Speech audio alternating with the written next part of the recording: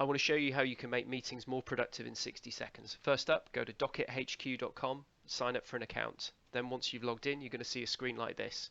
Docket's going to sync with all of your Office 365 meetings in your calendar, which you can see down the left-hand side here. So I have a meeting today at 2 o'clock. How does it make me more productive? It allows, first of all, me to plan an agenda for the meeting. So by easily clicking on here, I can add an agenda item. When I'm complete, I can click the Share Agenda button, and it will email a copy to everybody who's signed up for the meeting. Alternatively, I click the Collaborate button, and those people have the ability then to sign into Docket and to add items to our agenda so that we can collaborate.